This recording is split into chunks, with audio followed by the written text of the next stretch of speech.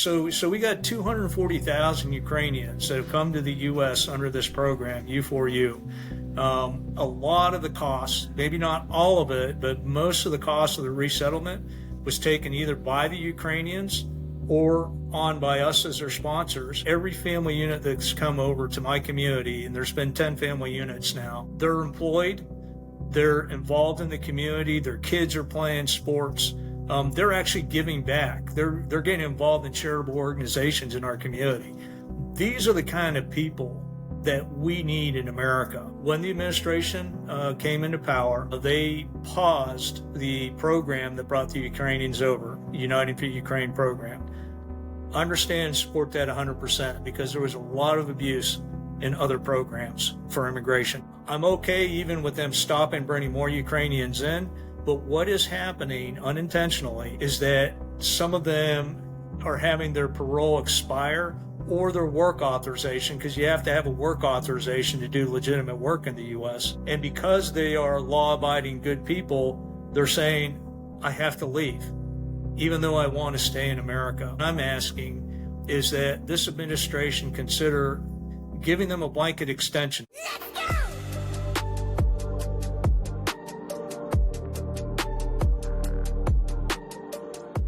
Welcome to the show, everybody. This is retired Marine Corps Colonel Curtis Lee. I appreciate you taking the time to talk with us today, and I hope that you've had a good weekend so far. Yeah, thanks, Brandon. It's been a great weekend, certainly action-packed from a news standpoint, so lots of great current events to get to.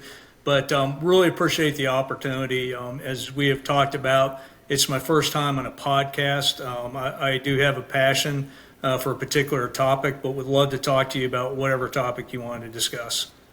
Absolutely. I agree with you. It's been a crazy couple of days. We do a live show on Fridays and Wednesdays, and last night, obviously, it was Friday the 13th.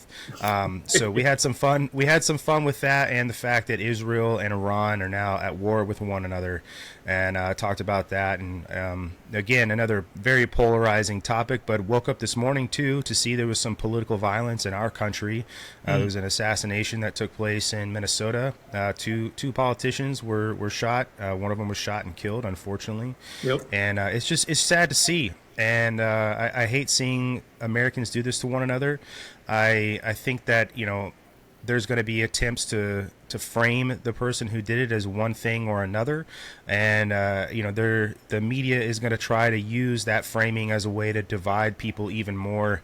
We just have to look at that person, I think, as a criminal who took the lives of two people and not let it put us in one camp or another. That's how I look at that. Yeah, Brandon, I agree with you. You're spot on. And as you mentioned already, you had some people jumping on this before all the details come out.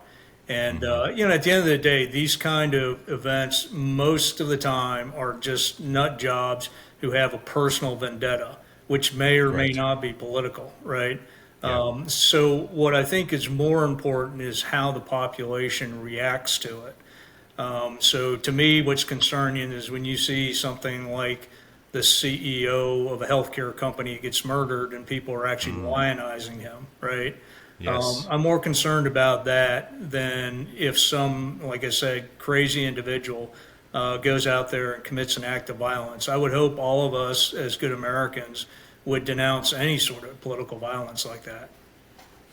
I completely agree with you. One of the things we were talking about last night as well is when you look at the population of people who voted in last year's election, there are a lot more of that Reagan silent majority, right, who stood up and voted this time. Yeah.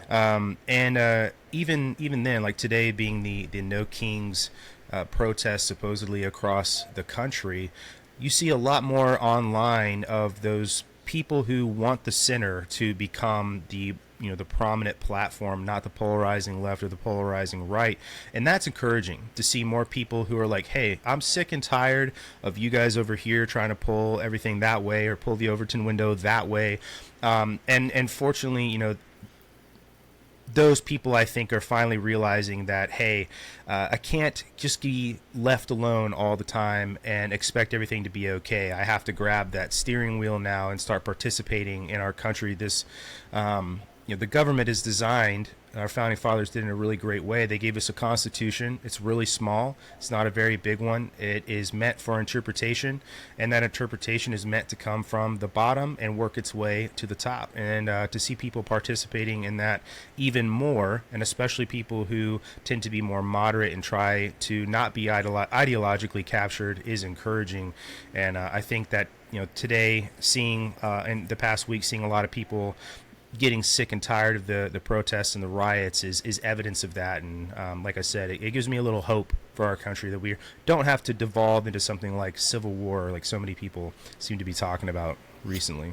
Yeah, I agree 100% with you, Brandon. And I think the sort of thing you're doing with this podcast is exactly what we need to do. People are trusting whatever media source they look at now because it tends to be polarizing, right? So, so much can be solved just by civil conversations with rational people. So I agree with you 100%. That's why I love being on this podcast. And I'm part of a Facebook group with my classmates who are all highly educated, good people. And what amazes me is when it gets kind of a little bit rough, if you reach out directly to that individual and you start having that individual conversation, how the whole tone can change. The bottom line is we have a heck of a lot more in common than we do in differences in the U.S. And I think part of this conversation has to bring us back to what is America? What are our values? What do we have in common?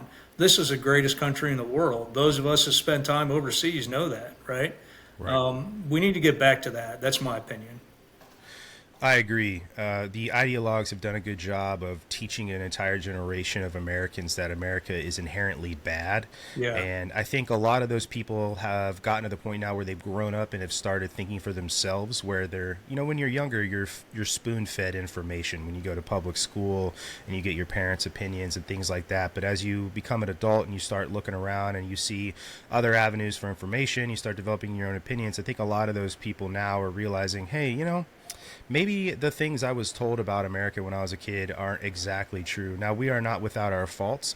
No country is without our faults, but I completely agree with you that we are the greatest country on the face of the earth. And I think that the way we try to do governance is also the best way anybody has thought of trying to do that as well. So I completely agree with you. And I noticed in reading about you that you had spent some time in Kenya. I was actually curious about that. You spent 29 years, you said, in the Marine Corps and the Marine Corps Reserve. Yep. And I do want to ask you about your time post Desert Storm, but I'm just curious, were you at Camp Simba or were you at someplace else when you were in Kenya? No. Actually, my Kenya and now South Sudan experience is nothing to do with the military. It actually started through my church. I was the head of our mission committee at my church. And we happened to have a young lady who was our member who ended up going to Kenya, and she's actually part of the Presbyterian Church of East Africa. She's an ordained minister over there. Okay. Incredible woman. And so we decided to go to Kenya and try to start a church partnership there. And I tell you, I would advocate any of the parents out there, if you ever had the opportunity for you and your kids to go over and participate in a mission, and it doesn't matter where in the world, just somewhere outside of the U.S., it will give you such a better appreciation for the United States and foreign cultures. So it started out with that, and then I had a friend, and that's a longer story, so I won't bore you with it right now. But I had a friend I met who was from South Sudan. And I don't know if you know any of the history of Sudan and the Civil War and how they've been separated. South Sudan is actually, it's actually the youngest country in the UN. And a lot of the birth of South Sudan is attributable to President George Bush. So if you look at the current president, Kiir, he actually wears a cowboy hat. And when you go to South Sudan, they love George Bush. They love Americans. But that's a long way to say that it's still very much in a very dangerous position in their development. But to me, I love those sort of places because that's where you can really, really make a difference. And the potential that you see when you go to Africa overall, and as you mentioned, I've been to other places too, But the African continent, some people claim that this really is their millennia, right? This is really their time to shine. The vast resources, the great people that are over there, but the great needs are something that we really aren't putting a close enough eye on. So I could go on and on about that, Brandon. I'll cut it off here. Let's go to the next thing. Well, I'll just agree with you really fast. When I was stationed at Camp Simba, we were right around the corner from a Chinese port that was still under construction, though I know it's complete there. And then the same in Djibouti, when I was at Camp Lemonnier, there was a Chinese naval station that was being constructed there at the time, too. So I completely agree with you that the resources and the put it this way, the resources and the people there are definitely on the verge of being able to go one way or another. And the Belt and Road Initiative is taking hold there in Africa, and Yep. it is faulty. There's some issues with it. Obviously, the Chinese have sort of leaned on the same sort of debt trap diplomacy that the United States has done in the past, but we don't have the participation there from Americans in the way that we should. The same with South America. I would say that the Monroe Doctrine has been abandoned and honestly probably gone the other way, specifically because of some of that debt trap diplomacy that I had mentioned. But I don't disagree with you, especially now that we're talking about rare earth minerals. But like you said, that's a whole another conversation, and we could have a big talk about that as well. But you served 29 years in the Marine Corps and Marine Corps Reserve. You were there post Desert Storm. I'm actually interested to hear what the Marine Corps was like in the early 90s, because I know a lot of the old hats say it's changed, right? I was in the Air Force, and so the military in general, everybody says that. But what was that like? Yeah, it's kind of scary for me, Brandon, when people ask me what the old Corps was like. Yeah, For sure. me, yeah, the old Corps was the, Iwo Jima. It was a chosen reservoir. I mean, it was these hardcore combat veterans, right? And of course, Vietnam. So was it different? I'm sure it's different. What I will tell you is I strongly believe that the DNA that makes Marines is still intact today. So let's go back to my involvement post Desert Storm. It was something called Operation Provide Comfort. To give you a little context, prior to Desert Storm, the big Marine things were, like Lebanon, right? Going to Lebanon was, that was real war fighting for us, or Grenada. In fact, the artillery unit I first joined had been both in Grenada and Lebanon, and the typical units that would go over there were called Marine Expeditionary Units that were special operations capable. So we were the guys that were the 911 force. We were kind of the tip of the spear. We formed our MUSOC with Battalion Landing Team 28 literally weeks before Saddam Hussein invaded Kuwait, right? And so, as you can imagine, young, hard-charging Marine lieutenant, I'm with this MUSOC, we're the tip of the spear, we're like, right. We're ready to go, man. We're ready out there, getting ready to, if you don't mind me swearing, to kick ass, right? No, you go right ahead. Yeah, and so, then all of a sudden, what I found out was that because we were a MUSOC, we had this important mission of keeping the Mediterranean safe for democracy. So we were preparing for our deployment while I was watching reservists being called up to go to Camp Lejeune, and then seeing them ship overseas to fight the big war, right? So then our thought process was kind of like, oh, okay, well, we expected very heavy casualties. Back then, I believe Iraq had like the third largest army in the world. At least that's what was advertised to us. They had all this Russian equipment, and back then we didn't know how shitty the Russian equipment was, right? So we really kind of anticipated it was going to be a pretty bloody battle, right? So again, in our young Marine thinking, it was kind of like, okay, the first wave's going to be pretty bloody. Then they're going to need us to come in, and really kick some butt. And then, of course, 96 hours after the war started, the ground war started, it was over.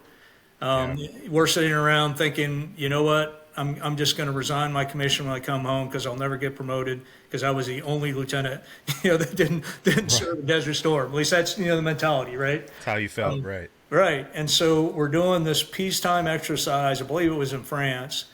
And no kidding, just like the movies, all of a sudden this order comes over the radio, all communication, emergency backload, get back on the ships.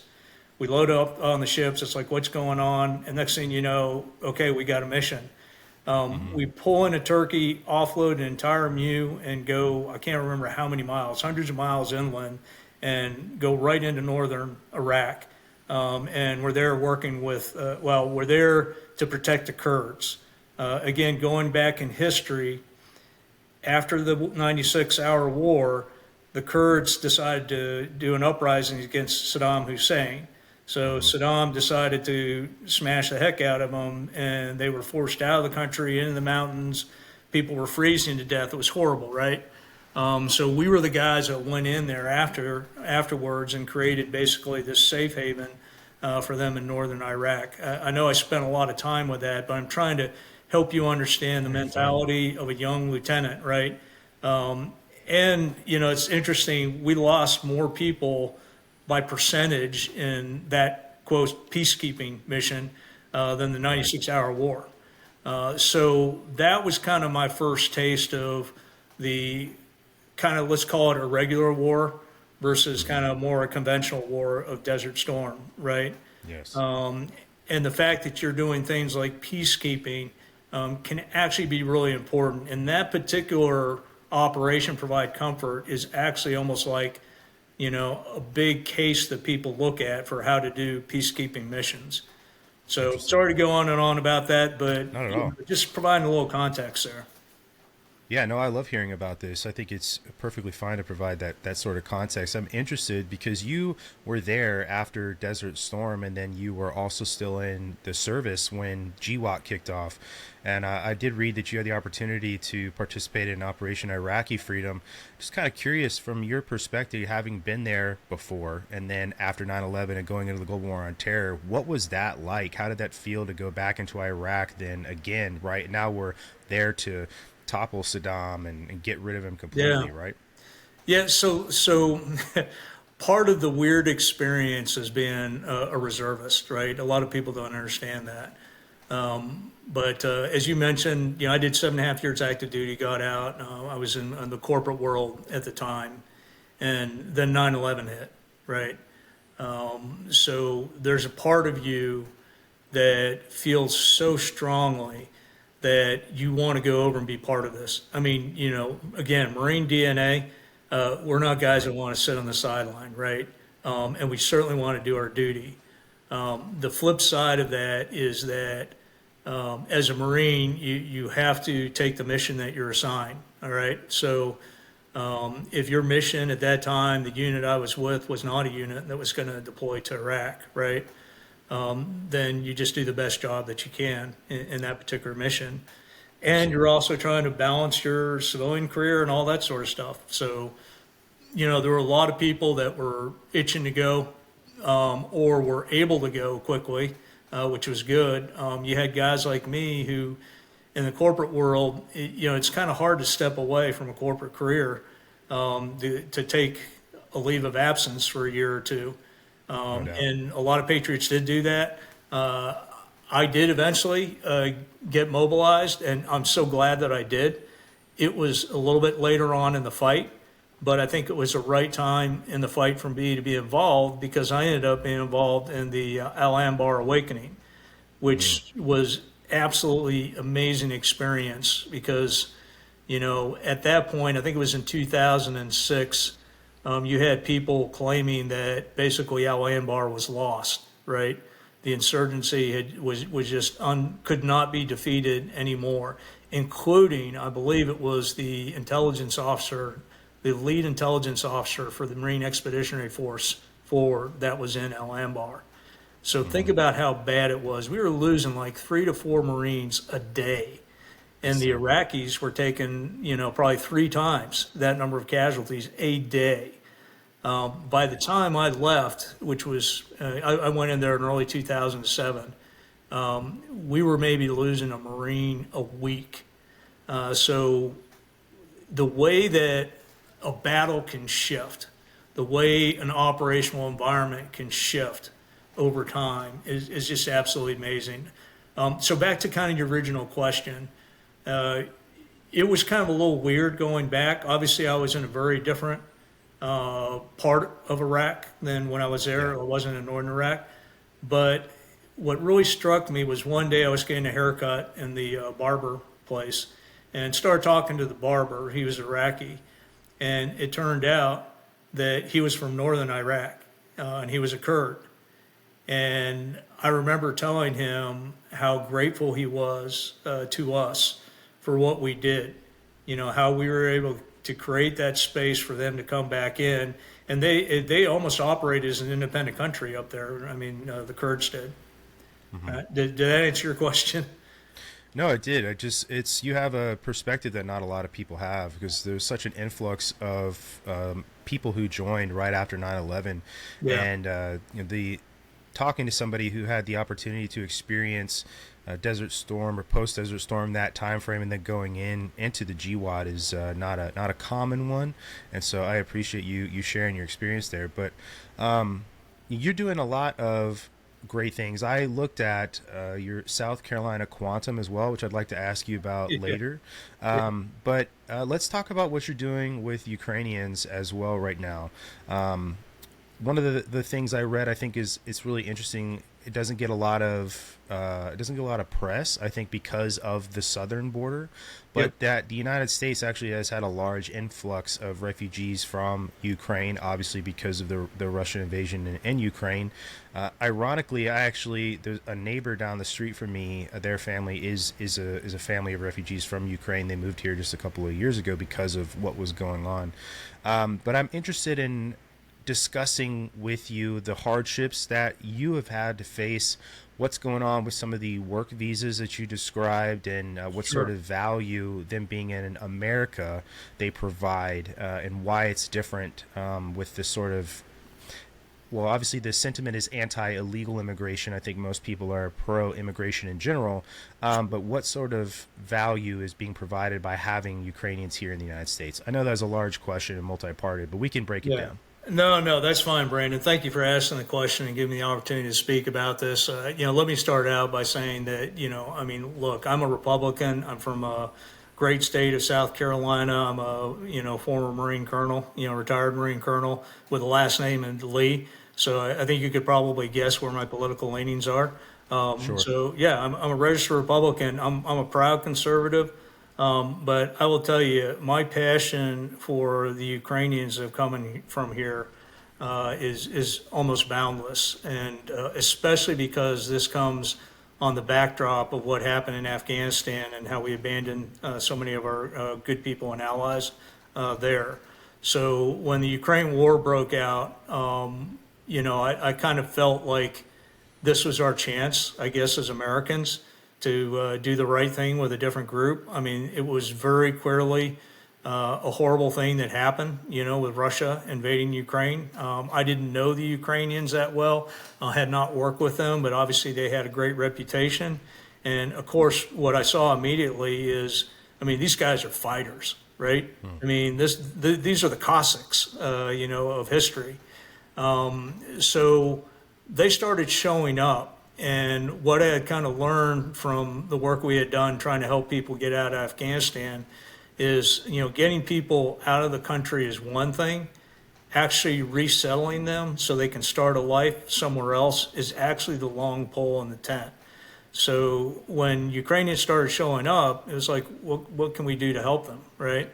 After the initial invasion, there were literally millions of Ukrainians fleeing to nearby European companies and all that sort of stuff. So let's talk about immigration for a second.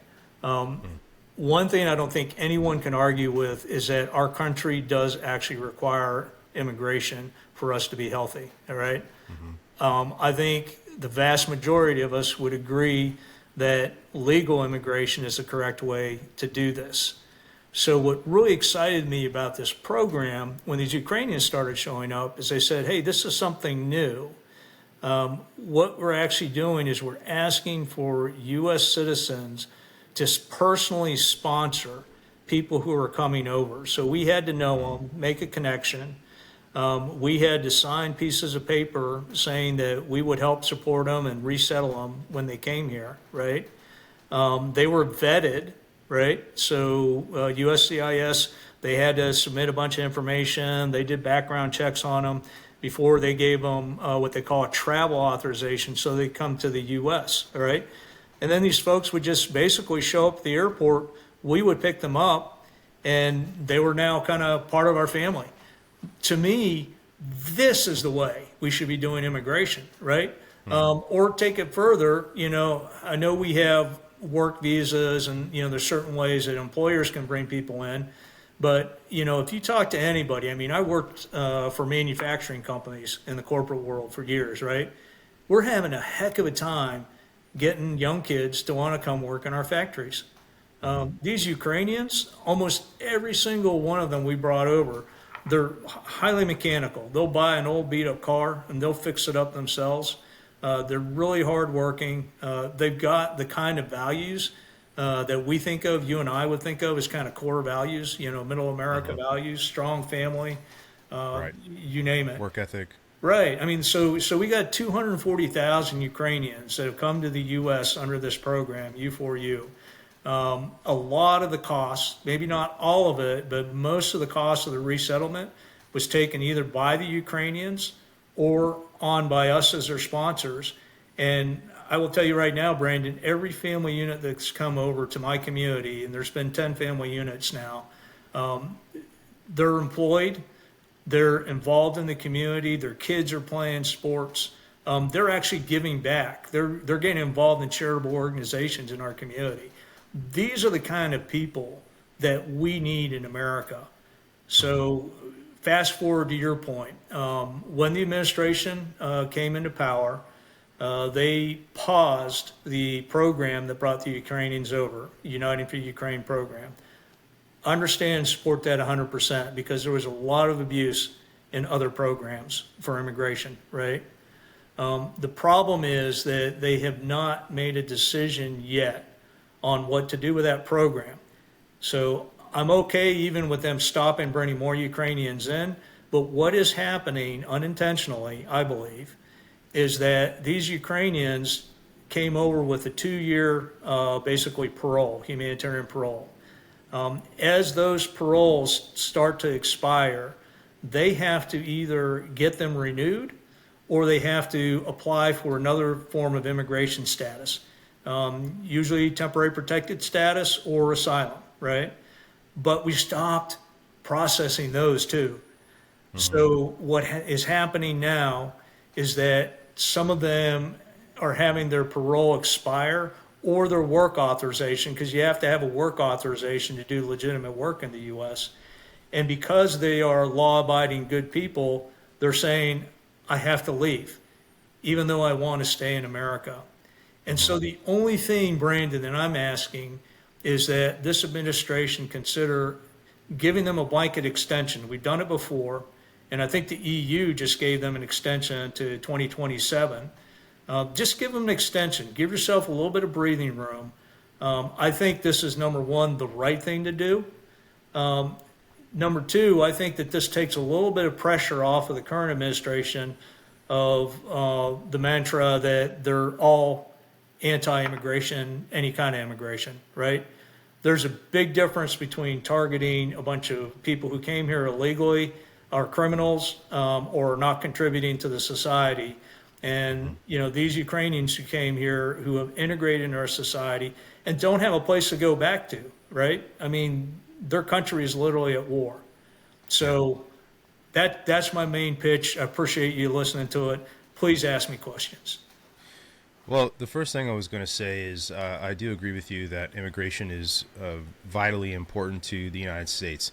And one of the things we talk about really often is that we've now come to multiple generations of Americans in a row who've never had to wonder where their next meal is coming from. Okay. Yeah. Community at large requires shared principles. It requires shared values and shared struggle. And there's not a lot of that shared struggle anymore, right? To go back to 9/11, obviously 9/12 was this day we all look at as where we were all just Americans, right? And we had suffered an attack, and we all sort of united behind that shared struggle that's that's obviously gone away since then. So my thing with your point about why the United States needs immigration is people come here and maybe they're coming to seek a better life. They understand what that struggle is like. And a lot of the principles of the United States, like you said, those core values, work ethic, morals, things like that, people who have had to work harder and struggle through those things seem to understand the work required. And so it's healthy to have an influx of that mentality that, struggle is okay, and I'm good with that, and I'm understand that the work that needs to be done is how we get to having a better country overall. So I agree with that completely. And then to your other point about the sorts of people that are coming, you said a lot of them are very mechanical. One of the things, obviously, that the Trump administration wants to do is onshore a lot of manufacturing. Yes. And then, there's this, I think this is really dumb when people say this, that, oh, well, Americans don't want to work in factories. And it's like, okay, fine. You don't want to work in a factory. Well, most people don't want to work in a cubicle either. No one would probably describe that as their perfect setting for employment. Right. But I do think that, obviously, our manufacturing prowess has disappeared over time, especially, with things like NAFTA, and you can even go back further. And, we've depleted that resource we had, that resource that won us, conflicts like World War II, the way we were able to manufacture and produce, right? So why not enable an entire population of people who have an interest in doing the sort of labor like that and make those jobs affordable? When I say affordable, I mean providing an income that somebody can raise a family on. And then as well, Ukraine has the name of being the breadbasket of Europe, right? So you can't be the breadbasket of Europe without being good at farming, which is another, agriculture is another sector that the United States vitally needs. Food supply chains, employment, tech is another part of the agricultural space that people don't really understand or talk about. So this seems like a no-brainer fit to meet some of the needs, and obviously wouldn't meet that need entirely, but it would bolster the requirements we need to elevate those sectors into where we're trying to go with onshoring manufacturing and being an exporter of the labor we need, having a healthy agricultural system. It seems like the population of people we're hoping for, and to come here legally and do it that way and seek a better life and want to integrate, that is the other piece that you said that I think is so important. Because, Teddy Roosevelt said we have one flag. And I really like Teddy Roosevelt. I think he was an awesome president. And one of the things that he was pro-immigration as well, as long as people were integrating, like I said, that he said, we have one flag. And if you want to come here, and there's this notion that America has no culture, which I think is also really stupid. We don't have just one culture. We have thousands of cultures, and we do have things that make us wholly American as well, right? If you want to come to this country and you want to integrate, you want to be what it is to be an American, you want to work here, you want to make this place better and pour back into the place you moved to seek a better life, then I have no problem with that. So this ask you've pitched here, right, to grant an extension, enable more people who want to integrate, who want to work, who want to see America be a healthier country. It seems like a no-brainer to me. And I'm just kind of curious, right, what sort of processes are you guys going through to try to reach the administration and make this case? Obviously, alternative media like podcasts, I'm sure, is part of your repertoire. But how much success have you guys seen, getting the ear of some of these policymakers to make this happen? Yeah, Brandon, number one, like what you just said, like you don't even need me on this podcast, right? Because you get it. And I think most Americans would. The challenge is right now, the good thing is that no final decision has been made. And there was a press conference where the president was specifically asked about the Ukrainians and the Ukrainian programs. And his response was basically, I understand this and it is going to be my personal decision. So that's a good thing. The challenge is with everything that our current president is dealing with right now, where does this stack up against all of his priorities, what he's got on his plate, right? And so in a perfect world, what I would love to do is to grab some of my Ukrainians, or even better, have the president come visit little old Hartsville, South Carolina, and just meet these people and understand what it was. I think he would get it immediately. And like you said, it really kind of aligns almost completely with everything that he's trying to do for this country, right? The challenge is we're not going to get that opportunity, right? So now what we need to do is we need to find not just any legislator, but the legislators that have the greatest impact, or at least the ear of either the president or his key advisors. I'm lucky enough that I come from South Carolina, so we have Senator Lindsey Graham, who is, I think, someone who really knows and understands, deeply involved foreign policy, et cetera, right? I've asked our supporters to make sure that Senator Graham knows how much we care about these Ukrainians and how much we think it would be morally wrong to tell them that they have to go back to a place that's a war zone, and how we as a community would not be better if we were to put them in the position where they have to. And I think at the end of the day, we owe them at least a decision so they know one way or another. I mean, these people have relocated at least in most cases once prior to coming to the U.S. So, the sad thing for us is if we do force them out, I mean, they'll probably find a way. They'll go somewhere. The life probably won't be as good for them, but what a lost opportunity that would be.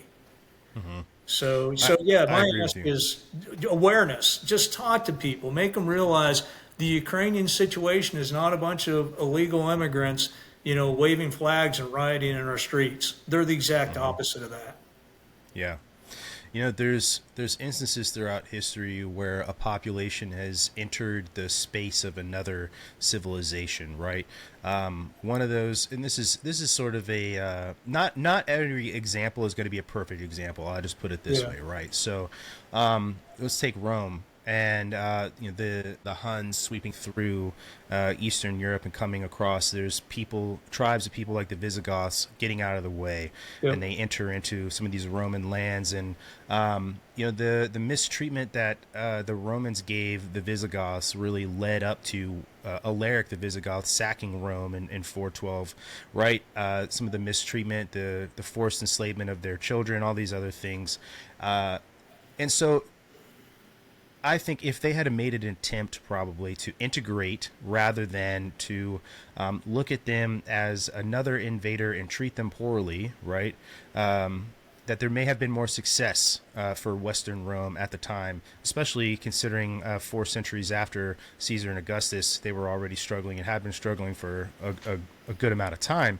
But the lesson there, I think, is that you can take a situation to somebody like I said, with the Visigoths were fleeing what was going on with the Huns invading that part of what is modern Europe, and turn it into something good. Right? What an opportunity to take a population of people who actually want to be here and work, and not just the people who are coming in illegally to mooch off of a system. Right? That's not the integration we're talking about.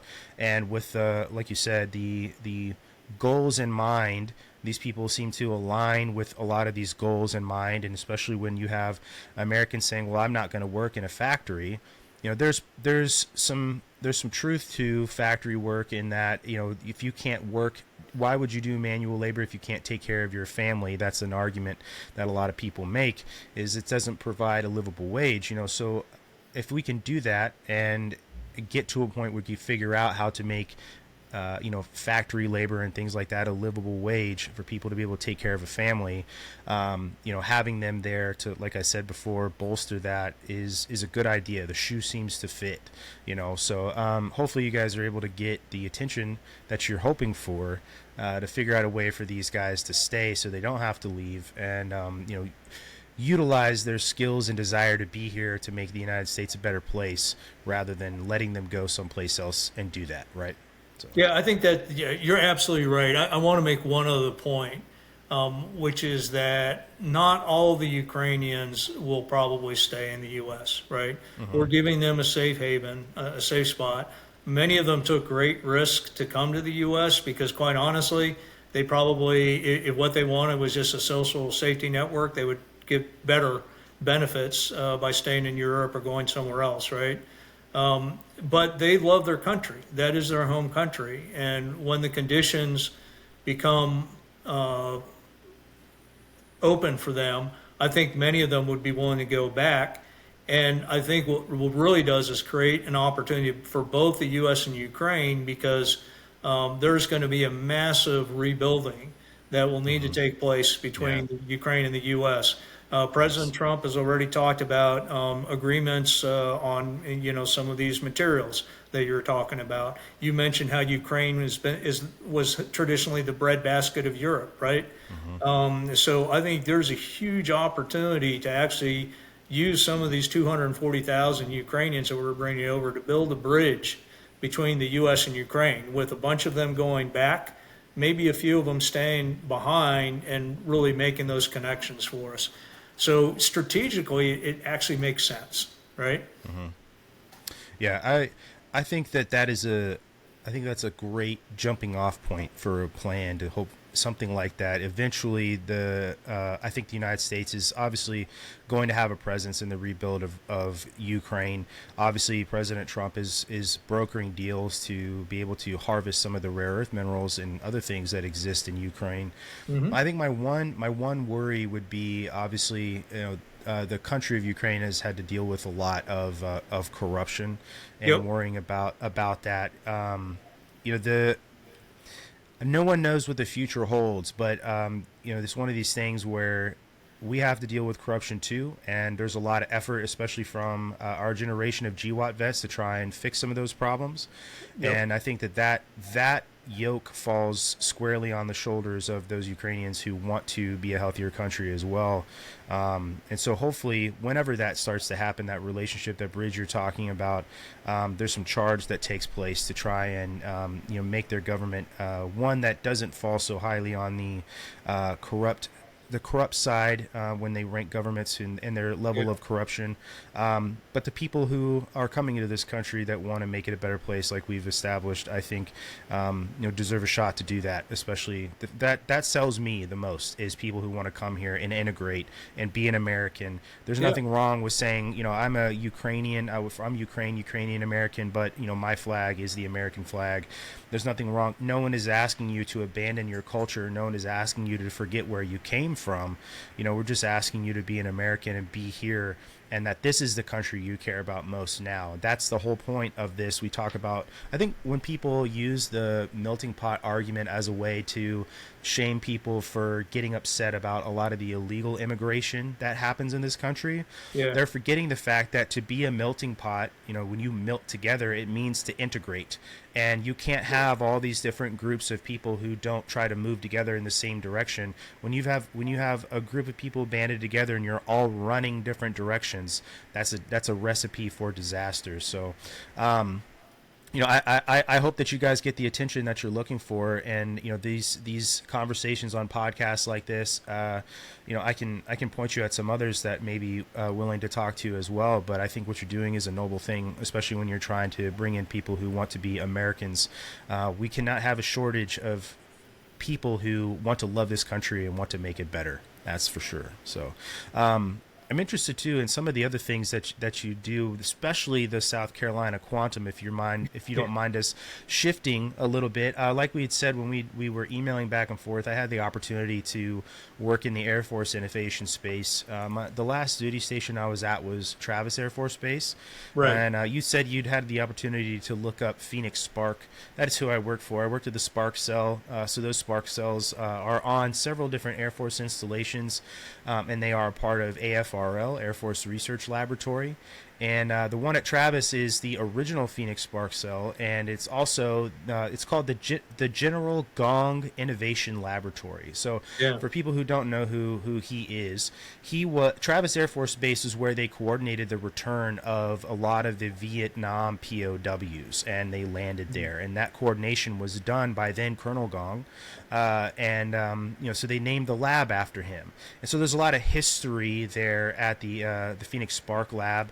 it was the old command post. So there's this entire 2-story wall is a map of the world, and it's still magnetized from when they had to shuffle around all the aircraft on the map. It's pretty cool, So there's a lot of history and buy-in when the people that have the opportunity to work for Phoenix Spark there. So I love learning about innovation. What AFRL does is a really cool thing because they're trying to find problems for the lower level people, the enlisted guy out there on the flight line or whatever, and find ways to make their job better and innovate some of these things. Because if you can make it better and integrate some of that technology into a job and make you more efficient, then that's what you should be doing. So that's sort of the aim of these labs on base. To your question, learning about more about what Phoenix Spark did, but we did coding, we did 3D printing, we did a lot of technology project management, tech procurement. We did a lot of contracting with civilian companies who were trying to get what's it called? It's a specific contract for squadron innovation funding. Basically, if the Air Force has a problem, these guys are looking for a way to come in and sell their product to the Air Force. So we did a lot and listened to a lot of pitches and traveling and things like that. So that's what. To answer your question, that's what Phoenix Spark does, and I think the Air Force sort of leads the way on finding these innovation avenues and spending a lot of time focusing on these things. But South Carolina Quantum, I read the web, your web page. What exactly are you guys doing? Because quantum tech is something that is extremely interesting to me. It's the future. Between AI and quantum computing, I think AI gets the majority of the attention. Right. But what are you guys doing at South Carolina Quantum? Yeah, so let me start out first because I think you bring up the important point. AI is the big thing that you're hearing about right now, and there's a lot of investment in it, and we're seeing real world results coming out from AI. I mean, you'll see that in your search engine now, right? Almost every search engine has a little AI assist button, or if you use ChatGPT. So that's Correct. something that's very tangible. Quantum, is based on quantum physics, which is, subatomic particle level physics, which is very hard for people to understand because it doesn't act like classical physics, right? But the other thing is that quantum, it scares people, and then the other side is people are like, well, it's going to be 20 years until there's going to be a real practical app for quantum. But what everybody does agree is that quantum technology is going to be breakthrough technology. And it's related to AI because if you marry the AI stuff that we're building with quantum technology, you get some pretty incredible results. From a national security standpoint, which is one of the reasons why I was very interested in quantum, when you think about cryptography or de-encryption, and I think you've got an IT background, right? I do. And cyber, right? So what we do know is that any quantum computer will be able to de-encrypt almost any kind of encrypted data that we have right now.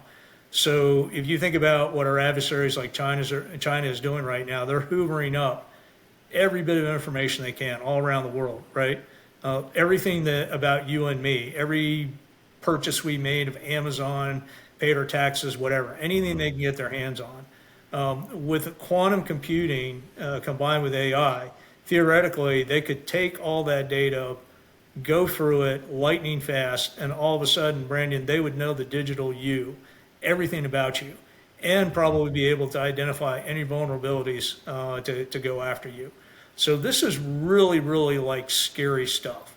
Now, to be clear about SC Quantum, our job is not developing the technology. I mean, I love South Carolina, great state, but you don't see South Carolina as being the R&D capital of the world, right? We're mostly manufacturing. Yeah, But Silicon Valley. right, but the flip side of that is you're going to create this great technology, but then you have to figure out how to apply it, right? And you have to have a workforce that can actually use it. So SC Quantum, what we're primarily focused about is preparing South Carolina and to some extent the Southeast region, right, for this quantum economy as it comes out. The scary thing to me, Brandon, is that this thing is coming up faster than we see. When people say it's going to be 15 to 20 years, they're talking broadly and full acceptance of quantum in everything that we're doing. As you can imagine, there's probably black programs right now going on that have got, a heck of a lot more qubits working together than what's being publicly let out right now. Absolutely. So yeah, it's really exciting. Now, how did I come across this? Like a lot in my life, either through the providence of God or just pure dumb luck. I have a friend of mine who I worked with in kind of this stabilization capacity, civilian guy, serial entrepreneur. And he called me out of the blue one day and said, hey, we got $15 million from the state to prepare South Carolina for quantum. I need a board member. Would you like to be a member of the board? My response was, I can't even spell quantum, but if you think I can be helpful, I'm all game. Yeah. And so I've jumped in, and now I can spell quantum. There you go. But like so much of everything, the biggest opportunities are bringing people together and collaborating and raising awareness, right? And that's my biggest thing is people just don't realize it's not going to be 20 years. It's going to be maybe 5 to 10 years, and you're going to see some pretty significant things coming out that are quantum related. And if you're smart enough to at least do a little bit of research, a little bit of education and understanding of this, you're going to win in a big way. Just like the early days of the internet, just like the early days of AI, right? So it's going to be another wave like that. Right. I agree. One of the things, I was glad that you explained how you got involved, because I was going to ask you if you had a history in physics. This is the involvement a lot of people have with it. But one of the first things I think of, you talked about security, and there's this shift I think that is now with the rise of quantum is probably a shift that's going to go away eventually. But the security that people advertise with blockchain and the advent of quantum. There's this fear, obviously, in these communities about quantum being able to make blockchain irrelevant. And I'm just kind of curious if, when you talk about prepping South Carolina and the Southeast, and you talk about security, is that something that you guys are focused on? And how much do you know about what, like, the future of quantum and the relationship to blockchain security? Do you guys have anything to do with that? Is that a focus of SC Quantum, or is that something? Go ahead. Yeah. So again, we're not focused on the technology side. We're focused on everything else. So to your point, and hope I'm not sounding critical, but no, you're fine. The problem with quantum right now is almost all the focus is on the R&D and the technology, right? So what people aren't thinking about is everything else that has to happen. So that's like doing a startup company. You mentioned, you were part of an innovation cell, right? It's like one thing to develop the technology. It's another thing to turn it into a business, right? And so what we're doing is we're focusing more on, we call it the peopleware, so you got your hardware, software, and you got your peopleware, right? So we're focusing more on the peopleware. Now, that being said, the organizations that we're trying to collaborate with, including, as you mentioned, the federally funded research development labs, right? FFRDCs, they are the ones that are looking at things like that. I guess, and I may be ignorant about the difference in security for blockchain versus any other data that we have now, right? My thinking is the security would be the same. The problem is that there is a feeling that blockchain is more secure than regular data right now, and that quantum would be able to break through the blockchain security. So I guess my perspective, which may be an uninformed one, is it really doesn't matter whether it's blockchain or not. It's just going to get broken, right? And that's what makes it so scary. But it goes on the flip side too, right? Because quantum could enable very secure means of communication and data storage, right? So, there have been some advancements in quantum communications which are absolutely fascinating. I mean, it's almost like the science fiction stuff. I don't know if you're familiar with the three-body problem. There's a little bit, yeah. Yeah, so there's a book about it, and I think there's a series that's kind of cool. But one of this concept is this almost like communicationless communication. Like within quantum physics, there's this idea that these quants can somehow have a relationship or over Entanglement. distance. Right, exactly. So, almost like the Siamese twin concept, right? Where you're Siamese twins, you're on the other side of the world, one of you gets hurt, the other one feels the pain, sort of thing. Yep, So it's stuff like that, Brandon, it's so exciting. It's like, no it kidding. is. Some of that stuff that could be real.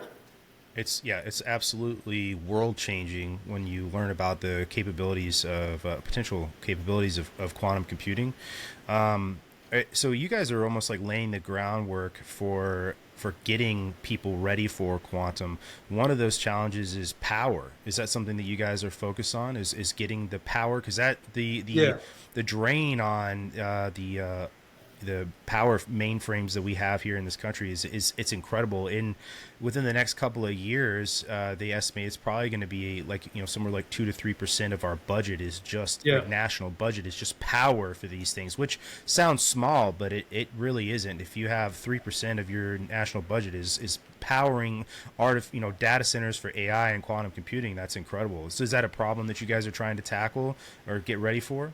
Yeah, again, we're not specifically addressing the technology. No, for The sure. energy sector is one of our big sectors.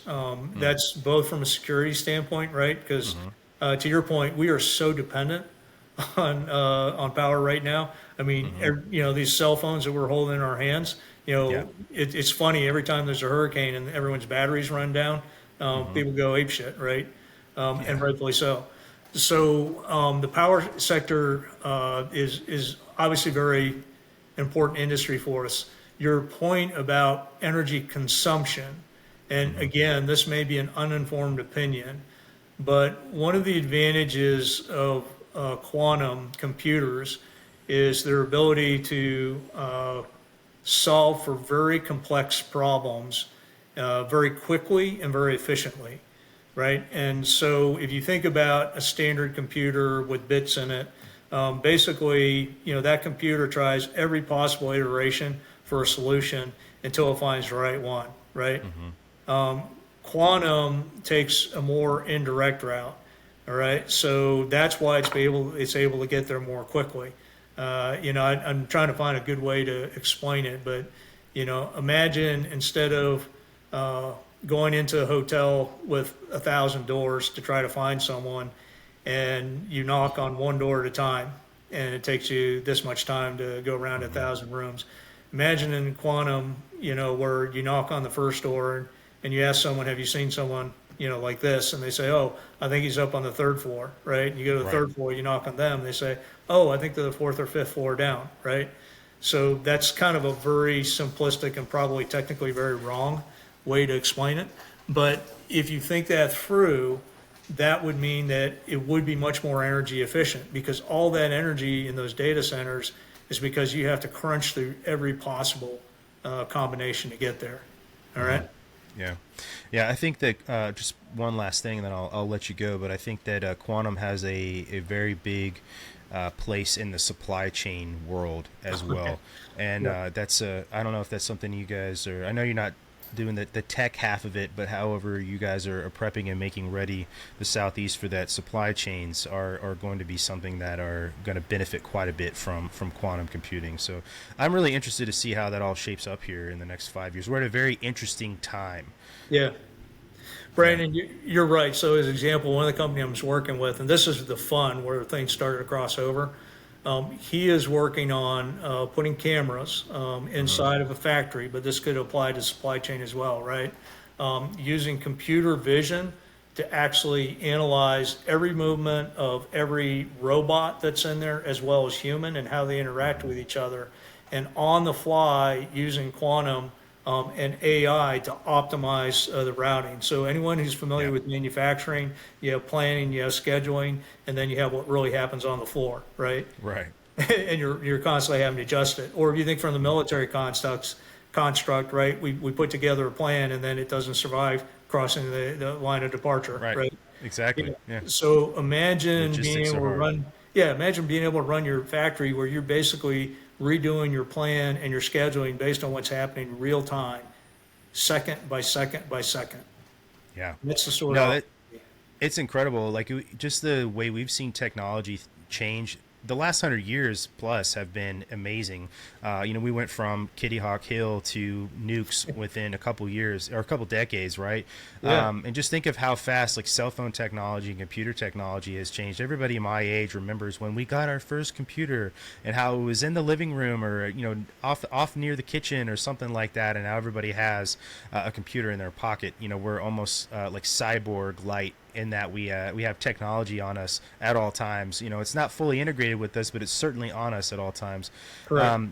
Things and as AI and quantum computing get better, it's one of these things that's only just going to snowball into more technology. It honestly makes me wonder. There's a conversation to be had about whether or not human beings are going to be able to mentally understand and keep up with that. I don't think so. I think there's Yeah. going to be a negative aspect of that as this technology accelerates. Human beings can't accept change, but we tend to.